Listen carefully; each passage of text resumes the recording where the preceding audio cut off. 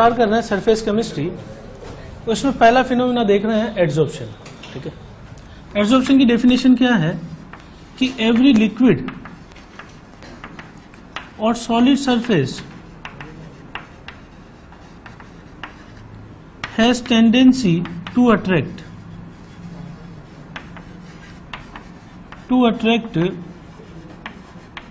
molecules from outside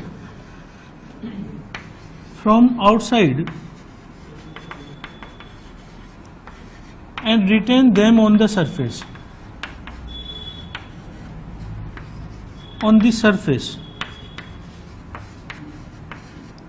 This is called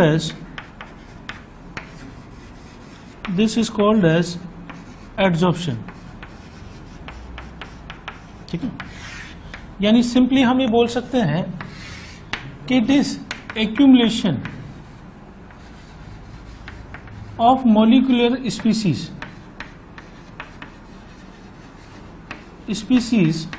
on surface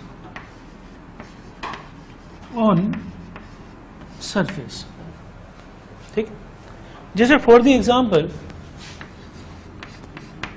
अगर suppose कीजिए कि हम यहां पे एक सरफेस लेते हैं, ठीक है, और बाहर जो है गैस यहां पड़ी हुई है, मॉलिक्यूल्स फ्रीली रैंडमली मूव कर रहे हैं। सपोज ऐसा हो कि सरफेस जो है मॉलिक्यूल्स को अपनी ओर अट्रैक्ट करने लग जाए, ठीक है, और अट्रैक्ट करके अपनी सरफेस पे इसको चिपका ले मॉलिक्यूल्स को, तो इन मॉलिक्यूल्स का यहां इकट्ठा होना, एक्यूमुलेशन, इसी को हम क्या बोलेंगे? एड्सॉर्प्शन। यानी सिंपल वर्ड्स में बोला जाए तो पार्टिकल्स का, आउटसाइड पार्टिकल्स का चिपकना सरफेस पे, उसी को हम क्या बोलते हैं? एड्सॉर्प्शन। अब ऐसा क्यों होता है कि अगर हम किसी भी सरफेस के बारे में बात करें तो जो पार्टिकल बीच में होंगे उन पे सभी डायरेक्शन में इक्वल फोर्स होगा इस तरीके से, लेकिन जो पार्टिकल यहां पे सरफेस पे होंगे उन पे इनवर्ड फोर्स होगा केवल। तो ऐसा होगा कि हर सॉलिड की टेंडेंसी है कि वहां सरफेस से पार्टिकल को अपनी ओर खींचा इनवर्ड, क्योंकि इधर कोई पार्टिकल नहीं है, लेकिन बीच में अगर कोई पार्टिकल है उस पर सभी तरफ फोर्स लग रहा है। तो जैसे ही कोई मॉलिक्यूल यहां पे आता है कांटेक्ट में, तो इसका जो इनवर्ड फोर्स लग रहा है, इस वजह से मॉलिक्यूल इधर अट्रैक्ट होगा, और अट्रैक्ट होगा तो ये इस मॉलिक्यूल को अट्रैक्ट करके यहां एक्यूमुलेट कर लेगा सरफेस पे, ठीक है ना। इसी को हम क्या नाम ले रहे हैं? एड्सॉर्प्शन। अब एड्सॉर्प्शन के जो एग्जाम्पल है, जो प्रैक्टिकल एग्जाम्पल्स है, सबसे पहला एग्जाम्पल तो यह है कि adsorption of moisture by silica jail.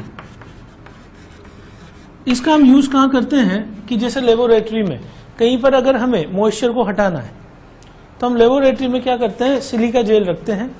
Silica gel simply ये काम करेगी कि मॉइस्चर को अट्रैक्ट करेगी और उसे सरफेस पे रिटेन कर लेगी, चिपका लेगी, ठीक है ना। तो ये पहला प्रैक्टिकल एग्जांपल है। दूसरा है decolourisation of sugar. Decolourisation of sugar by activated charcoal, by charcoal surface. अगर हम ऐसा करें, जो शुगर मेकिंग प्रोसेस है, शुगर मेकिंग प्रोसेस में क्या होता है कि जो रॉ शुगर बनती है उसमें गंदगी होती है, इंप्योरिटीज होती है, इसलिए व्हाइट कलर की नहीं होगी वो, ठीक है।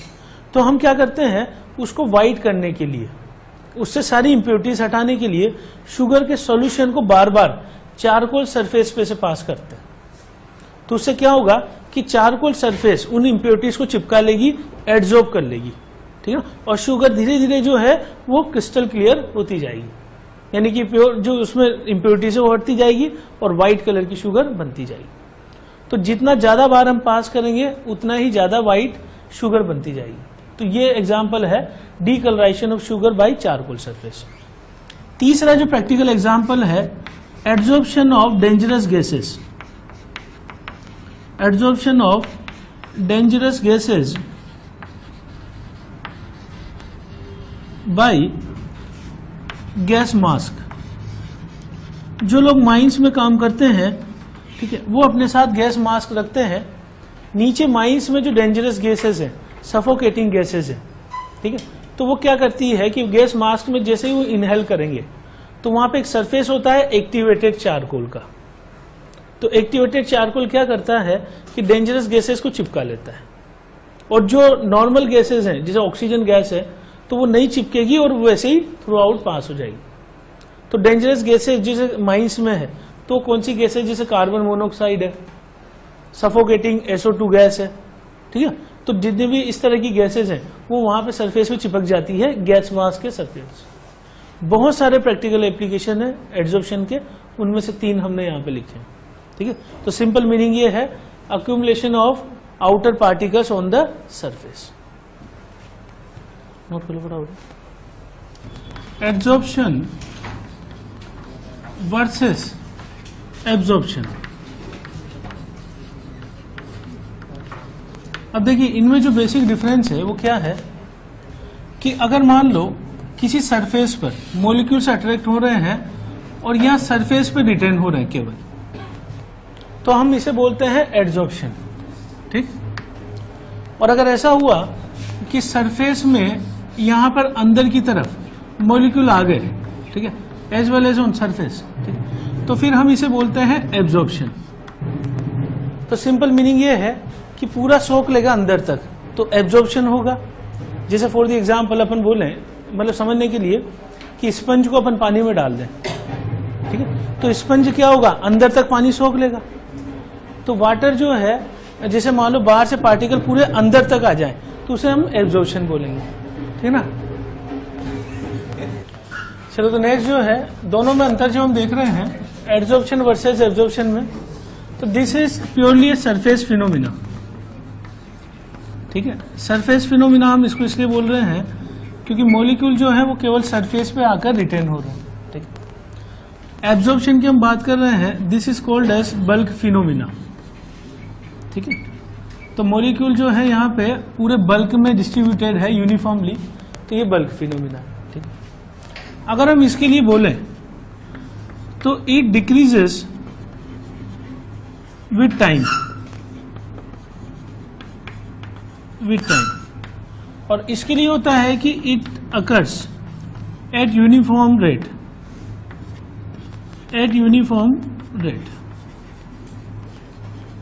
तो एक्चुअली सरफेस के केस में तो ऐसा है कि जैसे जैसे सरफेस ऑक्यूपाई होती जाएगी वैसे वैसे इसका एब्जॉर्प्शन जो कैपेबिलिटी है वो कम होता जाएगा, क्योंकि सारा मॉलिक्यूल आगे कहाँ चिपकना है, सरफेस पे।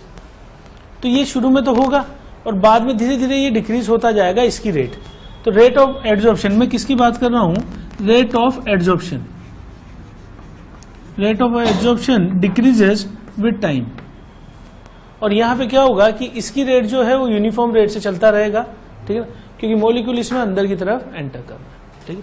तो हम सिलेबस के हिसाब से कौन सी चीज को पढ़ने वाले हैं, एड्सॉर्प्शन को। अगर हम इसका एग्जाम्पल देखें तो इसका एग्जाम्पल मैं लिख चुका हूं कि वाटर प्लस सिलिका जेल अगर मैंने रख दिया है तो सिलिका जेल क्या करेगा, it will adsorb water molecules on the surface, और धीरे धीरे करके क्या करेगा, ये मॉइस्चर को रिमूव करने में काम आएगा। लेकिन अगर मैं वाटर के साथ जो है एनहाइड्रस CaCl2 डाल दूं,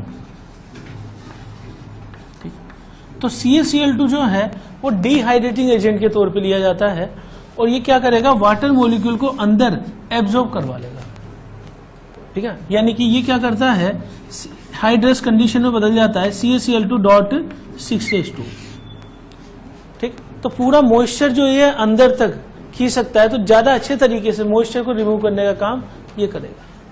सिलिका जेल सिर्फ क्या करेगी, सरफेस पे चिपका के मॉइस्चर को हटाएगी, जबकि ये बल्क में मॉइस्चर को एब्जॉर्ब करके हटा लेगी।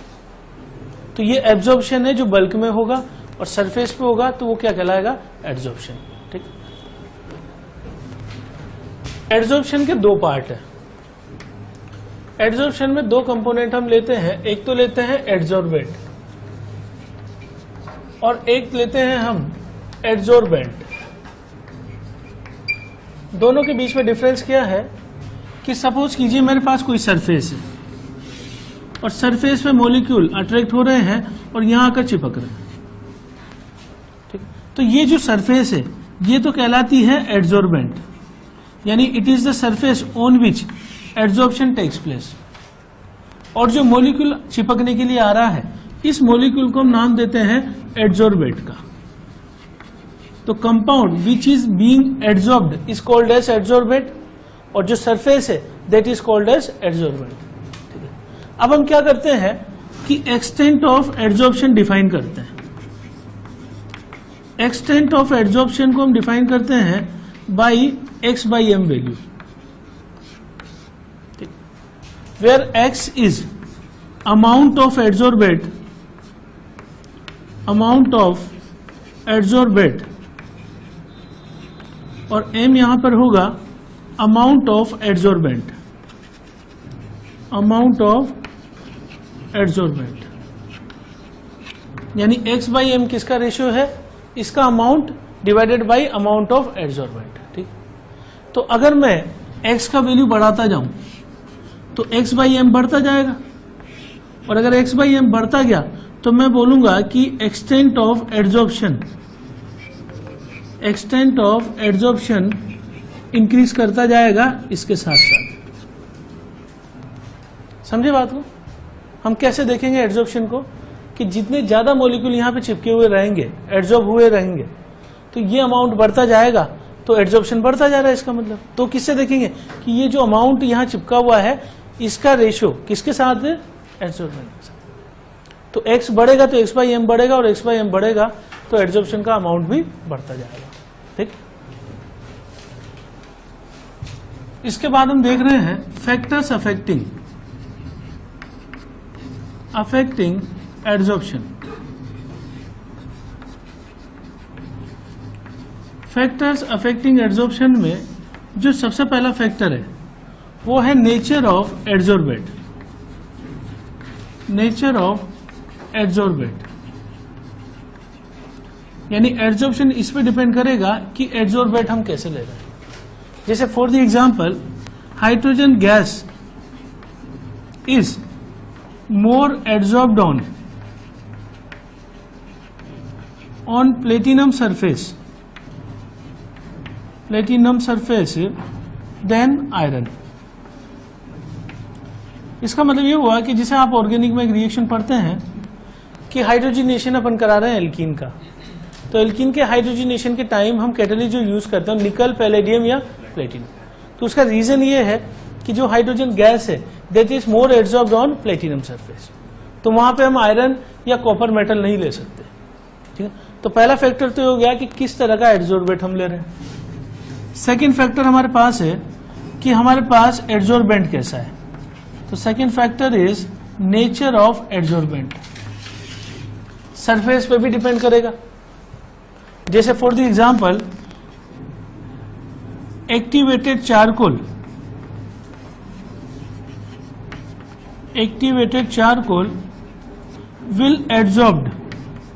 will adsorb more SO2 than oxygen gas.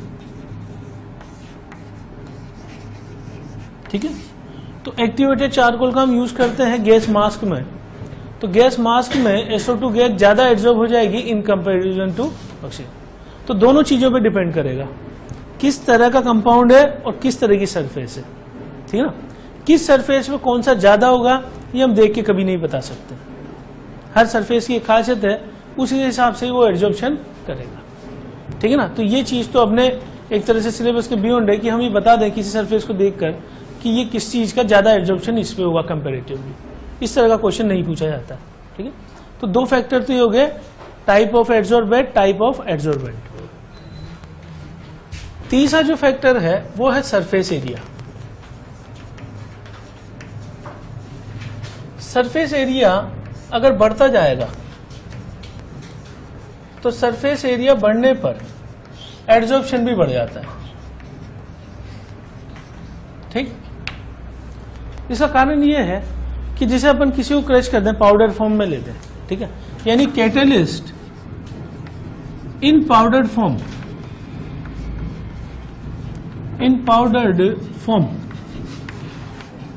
Are better एड्सॉर्बर।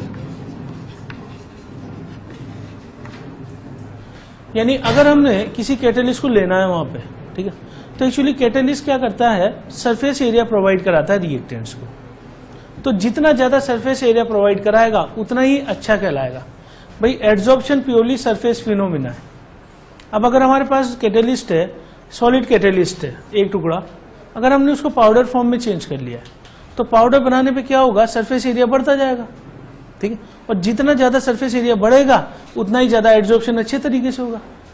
तो एक कैटेलिस्ट किस फॉर्म में सबसे अच्छा माना जाता है, जब हम उसको पाउडर फॉर्म में लें। तो सरफेस एरिया बढ़ेगा तो एड्सॉर्प्शन भी क्या होता जाएगा, बढ़ता जाएगा। ये तीसरा फैक्टर हो गया इसका। चौथा फैक्टर जो हम लेते हैं वो है liquefaction of gas. Liquefaction of gas में ये कैसे अफेक्ट करता है कि gases having higher critical temperature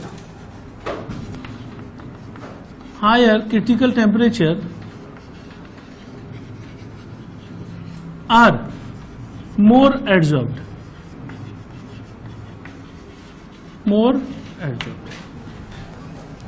अब क्रिटिकल टेम्परेचर को हम कैसे रिप्रेजेंट करते हैं, टीसी से।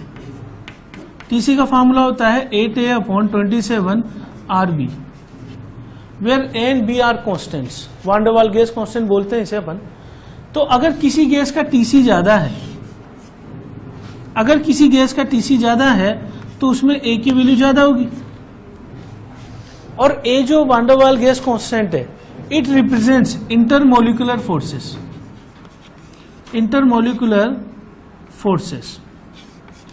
तो अगर A बढ़ गया तो इंटरमोलिकुलर फोर्सेस बढ़ेंगे। और किसी गैस में इंटरमोलिकुलर फोर्सेस ज्यादा है तो वो सरफेस की तरफ ज्यादा अट्रैक्ट होगी, और ज्यादा अट्रैक्ट होगी तो एड्सॉर्प्शन बढ़ता जाएगा और लिक्विफिकेशन उसका आसानी से हो सकता है। तो ऐसी गैस जो इजीली लिक्विफाई हो सकती हो उसका एड्सॉर्प्शन ज्यादा होता है। क्यों? क्योंकि जो इजीली लिक्विफाई हो सकती है उसमें इंटरमोलिकुलर फोर्सेस ज्यादा है। तो इंटरमोलिकुलर फोर्सेस ज्यादा है तो अगर मैं उसको किसी सरफेस के नजदीक लाऊंगा तो इंटरमोलिकुलर फोर्सेस होने की वजह से वो इस पे भी ज्यादा जाएगी। इंटरमोलिकुलर फोर्सेस ज्यादा क्यों होते हैं? Because of the polarity in the molecule. तो पोलैरिटी अगर है, दोनों एक दूसरे को अटैक कर रहे हैं। अब मोलिक्यूल में पोलैरिटी ओरिजिनली, और मैं उसको किसी सरफेस के नजदीक ला रहा हूं तो ये ज्यादा अट्रैक्ट होगी इसकी तरफ। तो ऐसी गैसेस जो इजीली लिक्विफाई होती है उनका एड्सॉर्प्शन ज्यादा होता है। इजीली लिक्विफाई कौन होती है? जिनका क्रिटिकल टेम्परेचर हाई होता है। क्रिटिकल टेम्परेचर जिनका हाई होगा उनका ए ज्यादा होगा। ए ज्यादा होगा मतलब इंटरमोलिकुलर फोर्सेस ज्यादा होंगे और वो लिक्विफिकेशन उसका बढ़ता जाएगा, यानी कि एड्सॉर्प्शन भी बढ़ता जाएगा। तीसरा, ये चौथा फैक्टर है इसमें।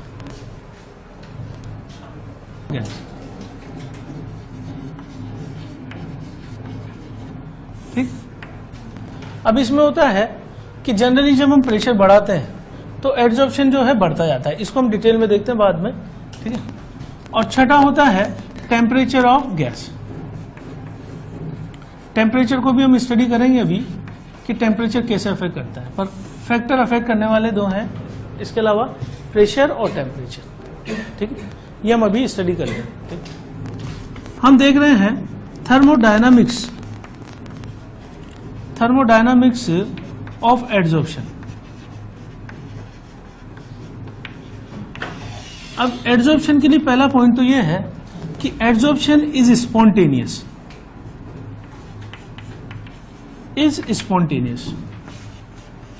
स्पॉन्टेनियस हम किस रिएक्शन को बोलते हैं जो अपने आप हो सकती हो, विदाउट एनी एक्सटर्नल फोर्स, ठीक है। अगर अपने आप हो सकती है तो इस रिएक्शन का डेल्टा जी जो है वो नेगेटिव होना चाहिए। रिएक्शन को हम क्या डिफाइन करते हैं? स्पॉन्टेनियस कब है? जब गिब्स एनर्जी चेंज नेगेटिव है। नॉन स्पॉन्टेनियस कब है? जब गिब्स एनर्जी चेंज पॉजिटिव है। और इक्विलिब्रियम पे कब है? जब डेल्टा जी की वैल्यू 0 है, ठीक है। तो अगर एड्सॉर्प्शन सारे स्पॉन्टेनियस है, मतलब पॉइंट ये है कि ये सरफेस यहां पड़ी हुई है, रूम में गैसेस हैं, तो ये गैसेस अपने आप आके चिपक रही है। कोई गैस ज्यादा चिपकेगी, कोई कम चिपकेगी, मतलब एड्सॉर्प्शन का एक्सटेंट वेरी करता जाएगा डिपेंडिंग अपॉन द गैस, ठीक है। लेकिन जो एड्सॉर्प्शन हो रहा है वो विदाउट एनी एक्सटर्नल फोर्स हो रहा है, इसलिए हम उसे क्या बोलते हैं? स्पॉन्टेनियस। डेल्टा जी की वैल्यू नेगेटिव, ठीक है। अब ऐसा होता है कि due to adsorption entropy decreases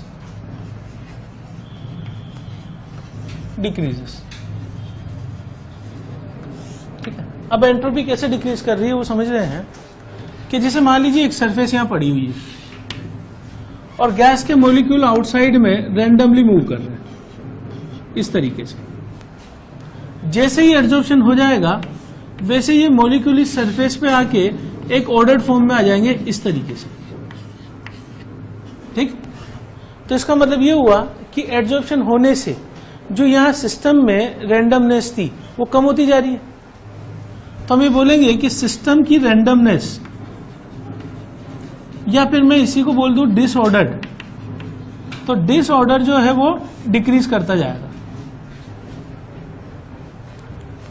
बाहर जब रैंडमली घूम रहे मॉलिक्यूल तो डिसऑर्डर्ड फॉर्म में है, लेकिन जैसे ही ये एड्जॉर्ब हुए हैं ये ऑर्डर्ड फॉर्म में अरेंज हो गए। तो होगा ये कि रैंडमनेस और disorder decreases and the entropy is a measure of disorder in the system, तो इट ऑल्सो डिक्रीजेस। पॉइंट क्या है कि एंट्रोपी जो फंक्शन है थर्मोडायनामिक्स का, entropy is a measure of disorder और randomness in the system. More is the randomness, more is the entropy. तो अगर रैंडमनेस कम हो रही है तो एंट्रोपी भी कम होती जाएगी। अगर एंट्रोपी कम होती जाएगी तो चेंज इन एंट्रोपी क्या हो जाएगा? नेगेटिव। अगर कोई प्रॉपर्टी डिक्रीज हो रही है तो चेंज उसमें क्या हो जाएगा? नेगेटिव। मैं यहां पे थर्मोडायनामिक्स हिसाब लिख रहा हूं डेल्टा जी बराबर delta H minus T delta H. तो मैं डेल्टा एच को क्या लिख सकता हूं? Is equal to delta G plus T delta H. अब आप ये देखिए कि ये फंक्शन नेगेटिव है, ये फंक्शन भी नेगेटिव है। इसका मतलब ये दोनों पार्ट नेगेटिव है तो delta H must be negative part. Negative क्यों है? नेगेटिव है तो ये क्या कहलाएगा? एक्सोथर्मिक। ये चीज जो है ये जेईई में पूछी गई है कि एड्जॉर्प्शन इज एंडोथर्मिक और एक्सोथर्मिक। तो डेल्टा एच नेगेटिव होने की वजह से adsorption is exothermic process. What is mean by exothermic process? It means energy is released. और उसका सिंपल लॉजिक आप ये समझ सकते हो कि हम एक्चुअली क्या कर रहे हैं कि मॉलिक्यूल को यहां लाके इसके साथ टेम्परेरी बॉन्ड बना रहे हैं। जब भी बॉन्ड टूटता है सम एनर्जी इज रिक्वायर्ड, और बॉन्ड जुड़ेगा बनेगा तो एनर्जी इज रिलीज्ड। तो बॉन्ड बन रहा है इसलिए एनर्जी क्या होती जाएगी? रिलीज करती जाएगी, और एनर्जी रिलीज होगी इस प्रोसेस के दौरान। Then process is exothermic. Types of adsorption. दो तरह का एड्जॉर्प्शन प्रोसेस होता है। One is physical adsorption and one is chemical adsorption.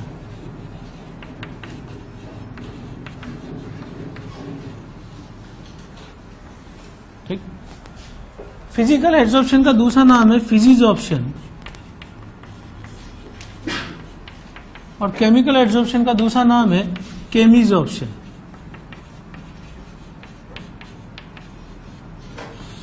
ठीक। दोनों में बेसिक फर्क क्या है कि यहां स्ट्रॉन्ग फोर्स होते हैं, यहां वीक फोर्स होते हैं। दोनों का बेसिक डिफरेंस क्या है? यहां वीक फोर्सेस, यहां स्ट्रॉन्ग फोर्स। डिटेल में देखते हैं इसे। Physical adsorption, first one is physical adsorption.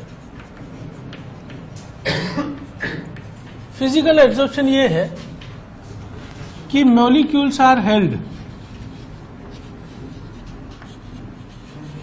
Bye weak van der Waals forces. सबसे जो वीक फोर्सेस आते हैं तो कंपाउंड के बीच में सबसे वीक फोर्स में माना जाता है वान डर वाल फोर्स। तो अगर ऐसा हुआ कि किसी सरफेस के ऊपर कोई मॉलिक्यूल आया, इनके बीच में अगर वीक फोर्स हुआ, दैट इज वान डर वाल फोर्स, तो फिर हम इसे क्या नाम दे देते हैं? Physical adsorption. अब ऐसा होता है कि वीक बॉन्ड बन रहा है तो इसका मतलब ये हुआ कि less energy is released, less energy is released.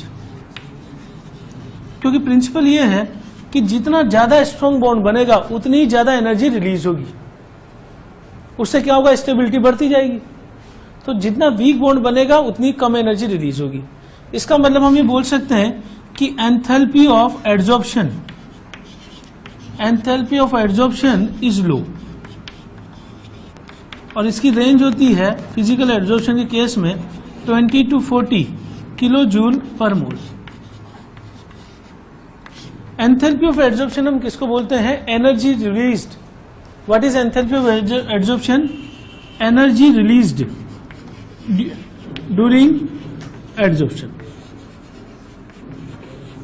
ठीक है, तो एड्सॉर्प्शन के दौरान वीक बॉन्ड बनने के कारण कम एनर्जी रिलीज होगी, so enthalpy of adsorption is low, और उसकी रेंज है 20 to 40 किलो जूल पर मोल। पॉइंट है, it is reversible in nature.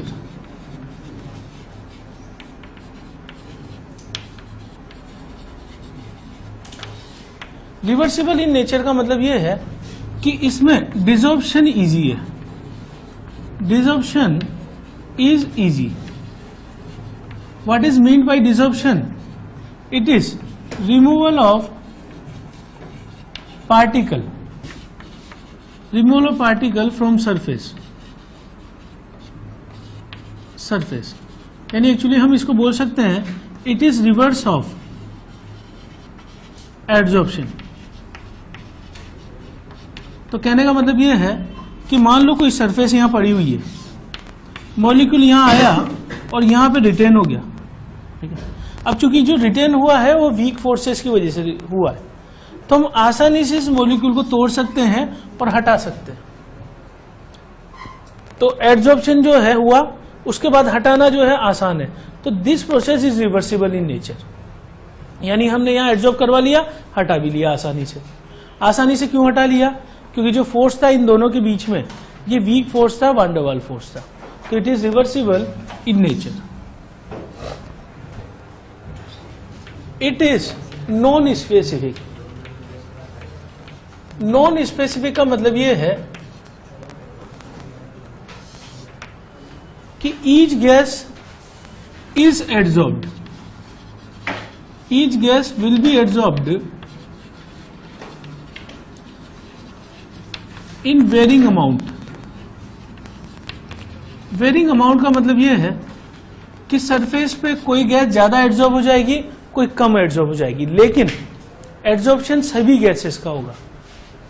तो स्पेसिफिक मतलब ये होता है कि पर्टिकुलर किसी एक गैस का ही हो, ऐसा यहां पे नहीं है। यहां फिजिकल फोर्सेज हैं, वान डर वाल फोर्सेज हैं, तो वान डर वाल फोर्सेज मेनली चार्ज पे डिपेंड करता है ना। तो कोई भी मॉलिक्यूल जब नजदीक आएगा तो थोड़ा बहुत चार्ज तो रखेगा ही, तो उस चार्ज की वजह से मॉलिक्यूल अट्रैक्ट होगा ही होगा। अब कोई ज्यादा चार्ज रखेगा, ज्यादा अट्रैक्ट होगा, कम होगा तो कम अट्रैक्ट होगा। लेकिन एड्सॉर्प्शन सभी गैसेस का होता है, अमाउंट डिफरेंट होगा लेकिन उसका। तो it is non specific in nature. दूसरा पॉइंट है, it forms monomolecular layer. Monomolecular layer, monomolecular layer मतलब यह है कि अगर मान लो सपोज करो मैंने एक सरफेस ली और यहां पर मॉलिक्यूल्स आके एड्सॉर्ब हो गए इस तरीके से, ठीक। अब अगर मान लो दूसरे मॉलिक्यूल बाहर से आते हैं तो उनपे भी थोड़ा बहुत फोर्स होगा, तो वो मॉलिक्यूल्स यहां पे बनने लग जाएंगे, जुड़ने लग जाएंगे। फिर और मॉलिक्यूल आए, धीरे धीरे कम होता जाएगा और इस तरीके से हो जाएगा, ठीक है। क्योंकि फोर्सेस किस टाइप के हैं, जैसे एग्जांपल मैग्नेट और आयरन पार्टिकल के बीच में फोर्स होता है, ठीक है। तो अगर मैग्नेट की सरफेस है, आयरन पार्टिकल मैंने कवर करवा दिया, पूरा आयरन पार्टिकल लेके हमने पूरा सरफेस कवर करा दिया मैग्नेट का, तो ऐसा नहीं है कि सरफेस कवर होने के बाद भी मैग्नेट जो है वो इफेक्ट उसका कम हो जाएगा। अगर मैं कोई पार्टिकल दूर से लाऊंगा तो वो भी जाके वहां पे चिपक जाएगा आउटर सरफेस। तो एक्चुअली क्या है, फिजिकल फोर्सेज हैं, इसलिए इसका अट्रैक्शन रहेगा, कम होता जाएगा डिस्टेंस के साथ, पर मॉलिक्यूल आगे चिपकेंगे और इस तरीके से चिपकेंगे। तो मैं कह सकता हूं, सॉरी ये गलत लिखा है, मल्टी मोलिकुलर लेयर। तो एक्चुअली यहां पे क्या होगा, multi molecular layer is formed,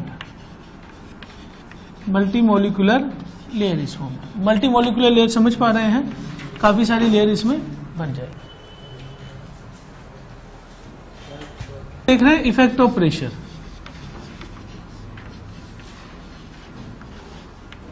तो अगर मान लो मैं यहां करूं लेता हूं extent of adsorption x/m value और यहां लेता हूं प्रेशर, तो प्रेशर के साथ जो है एड्जॉर्प्शन बढ़ता जाता है। उसका कारण क्या होता है कि जितनी ज्यादा प्रेशर से आप गैस को फेंक रहे हैं, तो गैस ज्यादा प्रेशर कब रखती है, जब उसमें मोल्स ज्यादा हो। तो जितने ज्यादा मोल्स आप सरफेस पे फेंकेंगे उतने ही चांसेस उनके एब्जॉर्ब होने के हो जाएंगे।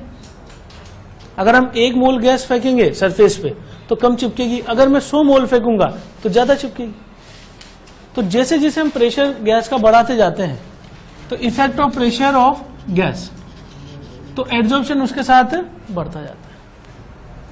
तो हम ये बोल सकते हैं कि एब्जॉर्प्शन इंक्रीजेस विद प्रेशर। अगर मैं बोलूं कि इफेक्ट ऑफ टेम्परेचर,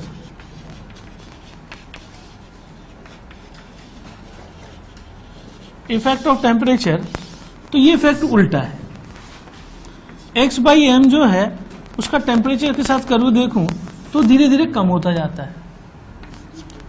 अब इसका कारण क्या है कि अगर मान लो सरफेस में मॉलिक्यूल चिपके हुए हैं ऐसे, और मैं इस सरफेस को गर्म करने लग जाऊं, क्या होगा, एनर्जी मिलेगी। गर्म करेंगे तो जो एनर्जी इसको मिलेगी वो एनर्जी से ये बॉन्ड टूटने लग जाएगा और मॉलिक्यूल टूटने लग जाएगा तो यहां से डिसॉल्व होने लग जाएगा। तो एक्चुअली जैसे जैसे मैं टेम्परेचर बढ़ाता हूं सरफेस का, वो टेम्परेचर क्या काम करेगा कि मॉलिक्यूल्स को यहां से हटाने का काम करेगा, क्योंकि टेम्परेरी बॉन्ड बना हुआ है और एनर्जी देने पे बॉन्ड टूटने लग जाते हैं। तो बॉन्ड टूटेंगे तो मॉलिक्यूल दूर भागेंगे और एड्जॉर्प्शन का जो अमाउंट है, जो चिपका हुआ अमाउंट है, उसको हम किससे देख रहे हैं, x/m वैल्यू से। तो x/m की वैल्यू कम होती जाएगी, अमाउंट। ये क्या चीज है x/m, एक्सटेंट ऑफ एड्जॉर्प्शन।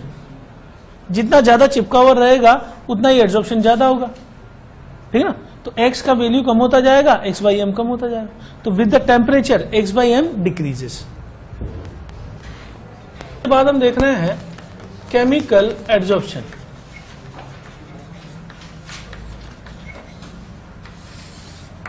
अब फिजिकल एड्जॉर्प्शन में तो फिजिकल फोर्सेस थे जो कि वीक फोर्सेस थे। इसमें क्या है कि chemical bond is formed, chemical bond is formed during adsorption, during adsorption. अब केमिकल बॉन्ड अगर बन रहा है तो ये स्ट्रांग होता है केमिकल बॉन्ड, ठीक है। तो स्ट्रांग बॉन्ड उनके बीच में बनेगा। अगर मान लो जैसे कोई सरफेस आई और मॉलिक्यूल ने इसके साथ एक स्ट्रांग बॉन्ड बना दिया, तो पहला पॉइंट हो गया कि केमिकल बॉन्ड इज फॉर्म्ड। दूसरा पॉइंट ये है कि मोर एनर्जी इज रिलीज्ड। जितना ज्यादा बॉन्ड स्ट्रांग होता जाएगा उतनी ज्यादा एनर्जी रिलीज होती जाएगी। तो हम ये बोलेंगे कि enthalpy of adsorption, enthalpy of adsorption क्या है, एड्जॉर्प्शन के दौरान एनर्जी रिलीज जो होती है, enthalpy of adsorption is high, या हायर बोल दूं मैं, एंड ये कितनी होती है 80 to 240 किलो जूल पर मोल। तो केमिकल एड्जॉर्प्शन में ज्यादा एनर्जी रिलीज होने वाली है। It is specific in nature. Specific का मतलब ये हुआ कि हर गैस जाके बॉन्ड नहीं बनाएगी, ठीक ना, पर्टिकुलर कोई गैस ही बॉन्ड बना सकती है। तो ये स्पेसिफिक है नेचर में, यानी each gas can not form bond with the surface, है ना। पर्टिकुलर कोई गैस बना रही है तो ये हाईली स्पेसिफिक हो गया। It is irreversible. अब इरिवर्सिबल का मतलब ये है कि मॉलिक्यूल आया सरफेस पे और मॉलिक्यूल और सरफेस के बीच में एक परमानेंट बॉन्ड बन गया, केमिकल बॉन्ड। अब केमिकल बॉन्ड बना हुआ है तो इसको तोड़ना आसान नहीं है, because this bond is strong bond, ठीक। यानी कि ये अगर यहां पे एब्जॉर्ब हो गया है तो वो हटेगा नहीं, वापस नहीं हटेगा, तो प्रोसेस क्या हो जाएगा, इरिवर्सिबल। अब ऐसा नहीं है कि ये हट ही नहीं सकता, बहुत ज्यादा गर्म करें अपन तो बॉन्ड टूटने लग जाते हैं, ठीक है ना। तो तोड़ा तो जा सकता है इसको, लेकिन नॉर्मल कंडीशन में एक बार ये एड्जॉर्ब हो गया तो नॉर्मल टेम्परेचर पे ये हटेगा नहीं आसानी से, इसलिए हम ये बोल रहे हैं कि it is irreversible in nature, हटाया जा सकता है पर नॉर्मल कंडीशन में नहीं। ठीक है, तो ये चिपका हुआ रहेगा। ठीक है, यहां पे क्या होगा कि monomolecular layer is formed, monomolecular layer is formed. Monomolecular layer कैसे बनेगी कि अगर मान लो कोई सरफेस है, ठीक, मॉलिक्यूल अगर आए और मॉलिक्यूल यहां पे एड्जॉर्ब हो गए और धीरे धीरे करते करते पूरी सरफेस ऑक्यूपाई हो गई, तो अगर एक बार ये सरफेस ऑक्यूपाई हो गई, ठीक है, तो फिर उसके बाद अगर कोई मॉलिक्यूल यहां आ रहा है तो उसका एड्जॉर्प्शन, क्योंकि अब की बार डायरेक्ट इन दोनों के बीच में बॉन्ड बन रहा है। ठीक है, तो ए और बी के बीच में बॉन्ड बन रहा है तो बी और बी के बीच में बॉन्ड नहीं बनेगा। तो ए के साथ बॉन्ड बनाने के लिए इसको सरफेस चाहिए, तो जैसे ही पूरा सरफेस भरेगा वैसे एड्जॉर्प्शन रुक जाएगा। यानी यहां पे क्या होगा, मोनोमोलिकुलर लेयर इज फॉर्म्ड, सिर्फ एक ही लेयर जो है वो बिछेगी सरफेस के ऊपर, उसके आगे नहीं होगा। पर यह जरूर है कि इसके बाद फिजिकल एड्जॉर्प्शन हो सकता है, केमिकल एड्जॉर्प्शन तो यहां रुक जाएगा, लेकिन फिजिकल एड्जॉर्प्शन वान डर वाल फोर्सेस की वजह से थोड़ा बहुत नेग्लिजिबल अमाउंट में होगा। तो ऐसा नहीं कि केमिकल एड्जॉर्प्शन के साथ फिजिकल एड्जॉर्प्शन नहीं होगा, पर मेजर अपन किसको माने, केमिकल एड्जॉर्प्शन। तो केमिकल एड्जॉर्प्शन तो एक ही लेयर तक रुक जाएगा और इक्का दुक्का अमाउंट में जो है मॉलिक्यूल फिर भी आगे चिपक जाएंगे। तो लेकिन वो ऐसा नहीं होगा सिग्निफिकेंट कि मैं उसको, जैसे फिजिकल एड्जॉर्प्शन में तो लेयर बिछी रहेगी, यहां पे क्या है, क्लियर कट जो है अपन देख सकते हैं कि मोनोमोलिकुलर लेयर इज फॉर्म। और कोई अगर माइक्रोस्कोप से देखें तो बहुत रैंडमली एक आध मॉलिक्यूल चिपके हुए हैं, क्योंकि प्राइमरी ये सरफेस क्या कर रही है, केमिकल एड्जॉर्प्शन का काम कर रही है। ठीक, effect of pressure. Effect of pressure इसमें होता है कि इनिशियली एड्जॉर्प्शन इंक्रीजेस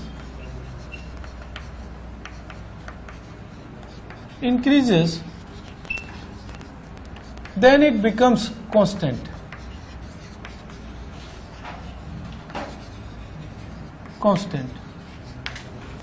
क्या मतलब है कहने का कि अगर मैं एड्जॉर्प्शन को रिप्रेजेंट कर रहा हूं x/m और यहां प्रेशर ले रहा हूं कर, तो एड्जॉर्प्शन बढ़ता जाएगा और बढ़ने के बाद एक पर्टिकुलर पॉइंट के बाद कांस्टेंट हो जाता है।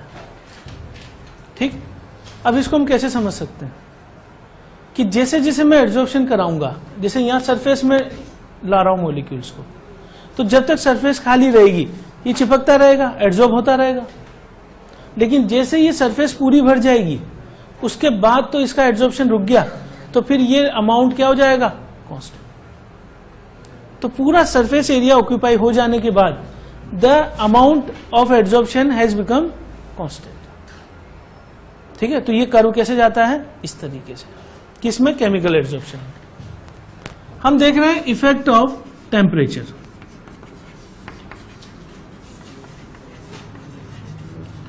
इफेक्ट ऑफ टेम्परेचर में जो कर्व आता है x/m वर्सेस T, ये बढ़ता है फिर कम होने लग जाता है।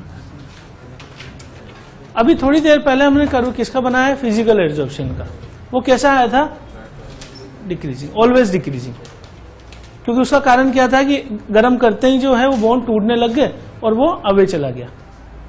लेकिन इस केस में पहले बढ़ता है फिर डिक्रीज करता है। कारण समझ रहे हैं क्या है, हम समझ रहे हैं कि बड़ा और कम हो गया। उसका कारण यह है कि initially some heat is required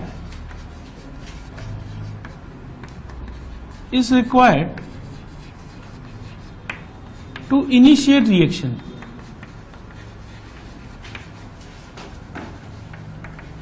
इसी एनर्जी को हम क्या बोलते हैं, that is called as activation energy. तो हर रिएक्शन में ऐसा होता है कि पर्टिकुलर कुछ अमाउंट एनर्जी का देना पड़ता है so that reaction can start. Chemical kinetics में अगर आपको याद हो तो एनर्जीज का कर्व चलता है इस तरीके से, यानी हर रिएक्शन पहले यहां तक पहुंचती है जिसको हम बोलते हैं थ्रेशोल्ड एनर्जी। अब चाहे रिएक्शन एंडोथर्मिक हो चाहे एक्सोथर्मिक हो, रिएक्टेंट को मुझे कहां ले जाना पड़ेगा, यहां तक, ठीक है। तो यहां तक पहुंचाने के लिए कुछ एनर्जी देनी पड़ेगी जिसे हम क्या बोल रहे हैं, एक्टिवेशन एनर्जी ई। अब सम टाइम ऐसा होता है कि रिएक्टेंट मिक्सचर जो है वो ऑलरेडी इतना गर्म है कि बाहर से एनर्जी देने की जरूरत नहीं पड़ रही और रूम टेम्परेचर पे हो गया। अब मान लो कोई रिएक्शन ऐसी है कि रूम टेम्परेचर पे बिना एनर्जी दिए हो रही है, अगर मैं उसी रूम का टेम्परेचर -20 डिग्री करके करूं तो रिएक्शन नहीं हो पाएगी। तो मुझे क्या करना पड़ेगा, उस केस में कुछ एनर्जी देनी पड़ेगी ताकि सारे रिएक्टेंट मॉलिक्यूल इस लेवल पे आ जाएं और फिर रिएक्शन यहां के बाद स्टार्ट हो। तो हर रिएक्शन में कुछ मिनिमम एनर्जी देनी पड़ती है, उसको बोलेंगे एक्टिवेशन एनर्जी। तो यानी ऐसा होगा कि शुरू में जब मैं टेम्परेचर बढ़ाऊंगा तो वो एनर्जी काम आएगी रिएक्शन को स्टार्ट करने में, और जैसे रिएक्शन स्टार्ट होगी बॉन्ड बनने लग जाएगा, है ना। यानी कि ये टेम्परेचर जब मैंने बढ़ाया तो उससे क्या हुआ कि एनर्जी बढ़ेगी मॉलिक्यूल्स की, और एनर्जी बढ़ेगी तो रिएक्शन जो है वो होने लग जाएगी, रिएक्शन एक्सटेंट इंक्रीजेस, और जितनी ज्यादा रिएक्शन होगी उतना ही बॉन्ड बनेगा, और जितना ज्यादा बॉन्ड बनेगा उतना ही अमाउंट ऑफ एड्सॉर्प्शन बढ़ता जाएगा। अब हमने क्या किया कि टेम्परेचर बढ़ाते गए, रिएक्शन होती गई, मॉलिक्यूल जुड़ते गए, एड्सॉर्प्शन होता गया, यहां तक पहुंच गया, ठीक है। लेकिन यहां पहुंचने के बाद फिर ये डिक्रीज हो रहा है। कारण क्या है कि after particular temperature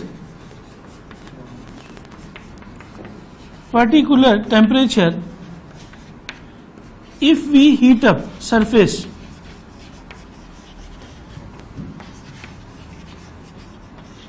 breaking of bond starts,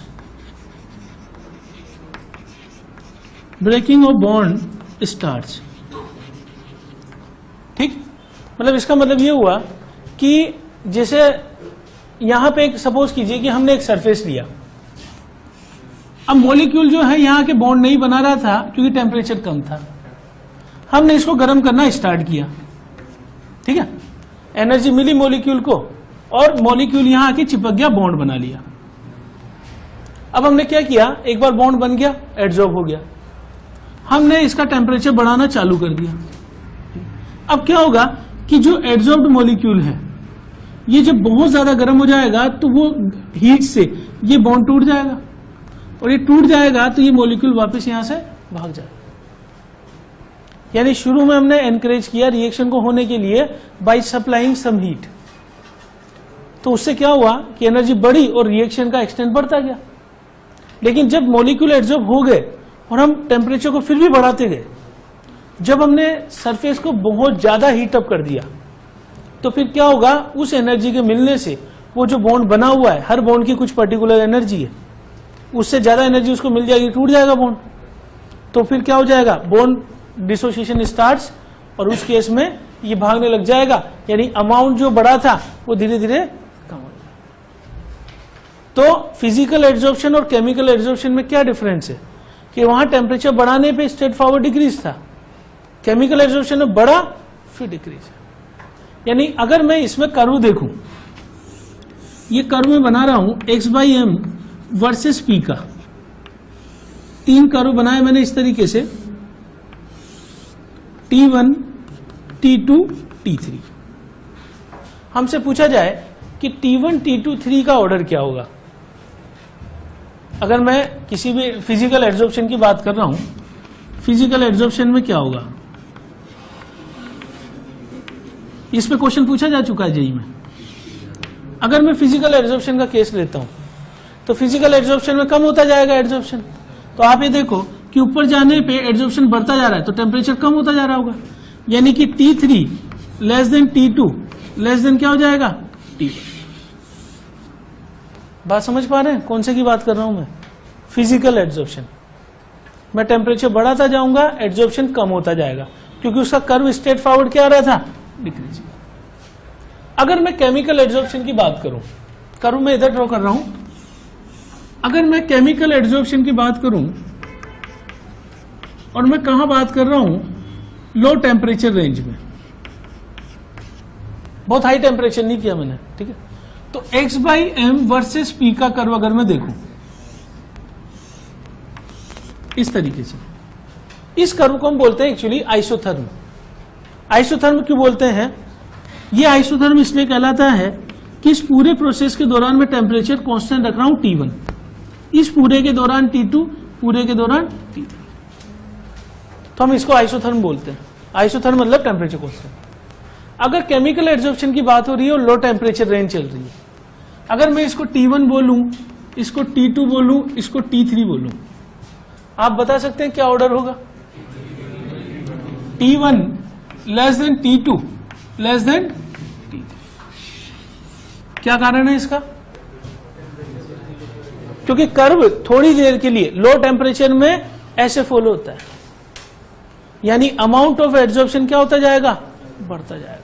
इसमें शुरू में अगर हाई टेम्परेचर की बात करेगा तो हाई टेम्परेचर में तो वही ऑर्डर हो जाएगा जो फिजिकल एड्जॉर्प्शन में, लेकिन लो टेम्परेचर में ऑर्डर कैसा होगा?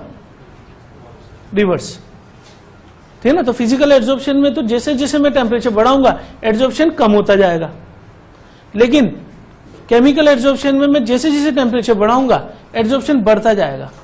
लेकिन कहां पर? Low temperature range, low temperature range. बात समझ आ गई है?